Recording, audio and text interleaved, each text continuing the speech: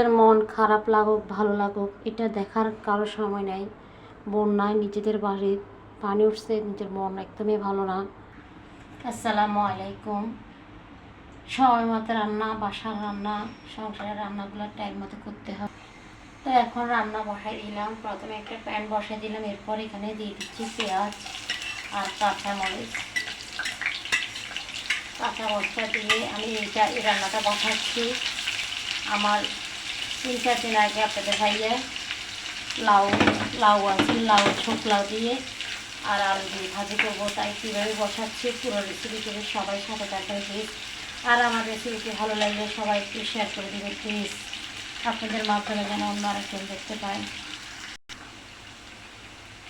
এখন দিয়ে দিচ্ছি আদা বাটা 1 চামচ, রসুন বাটা 1 চামচ দিয়ে একটু মিশিয়ে দেবো। দিয়ে দিচ্ছি 1/2 টেবিল চামচ হলুদের গুঁড়া, 1 টেবিল চামচ ধনিয়া জিরে গুঁড়া, স্বাদ মতো লবণ দিয়ে একটু পানি অ্যাড করে দিব।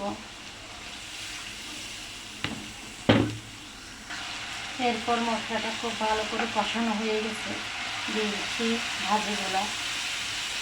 আমরা ফেসবুকে কাজ করি, এমন একটা জায়গায় কাজ করি, একদিন ভিডিও আপলোড না করলে আমাদেরকে লাল বাতি দাঁড়াবে।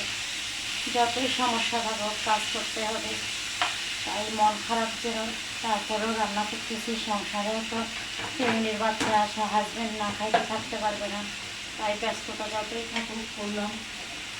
এছাড়া মেয়েদের আর কি আর করা।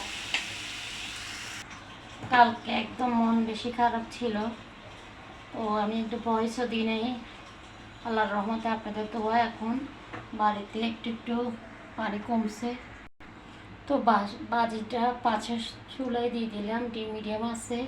এখন এখানে দিয়ে দিলাম, দিদি রান্না করতেছি কাকু মাছ দো পেঁয়াজা করবো।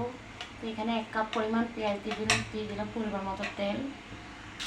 মন কালকে বেশি খারাপ ছিল, আমার বোনের বাড়িতে পানি উঠছে, আমার বাপের বাড়িতে পানি উঠছে। সবাই এত বেশি দোয়া করছেন, আপনাদের দোয়া আল্লাহর রহমতে পানিটা এখন ঘর থেকে কমতে শুরু করছে।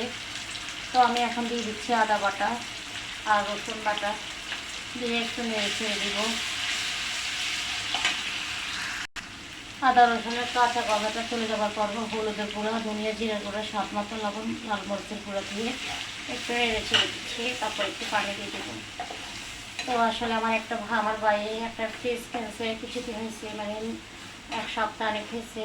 মনটা খুবই খারাপ ছিল। আসলে আমার ভাই একটা ফ্রিজ কিনছে, এটা বড় কথা না। মানুষের লক্ষ লক্ষ কোটি কোটি টাকা নষ্ট হয়েছে, সেটা থেকে টাকালে কিছুই না। হয়তো আমরা মধ্যবিত্ত ফ্যামিলি বলে বলতেছি আর কি, যেহেতু আমাদের জন্য একটা ফ্রিজ 50,000 60,000 টাকা ফ্রিজে একটা ফ্রিজ কিনলে এটা আমাদের কাছে অনেক কিছু। তো আমাদের মতো আমাদের চেয়ে আরও লক্ষ লক্ষ কোটি কোটি টাকা নষ্ট হয়েছে, সেটা আমি বলতে পারি। তো তারপরে বলছি কষ্ট লাগছে বলে। তো মশলাটা একটু কষানোর পরে দিয়ে দিলাম একটা জলফল টক লাগার জন্য, একটু ভালো লাগার জন্য। তারপর কিন্তু কাঁচামরিচ দিয়ে দিলাম।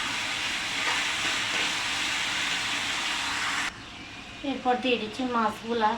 আমি জলফলটা দিলাম মাত্র একটু টকটা হওয়ার জন্য, একটু মাছটা একটু শক্ত থাকার জন্য। আপনারা হাতের কাছে টমেটো থাকলে দিতে পারেন, আমার হাতের কাছে নাই, যেটা ছিল সেটাই দিচ্ছি। তো একটু লং হলো ভিডিওটা, সবাই একটু দেখবেন সম্পূর্ণ। আমরা আগে 7-8 মিনিট 10 মিনিটের জন্য দেখছি না ভিডিও, আমরা এখানে যদি 4 মিনিট হয়ে যায় বা 5 মিনিট হয়ে যায় একটু দেখবেন সবাই। এরপর আমি সবগুলোই পাশে উল্টে দিচ্ছি।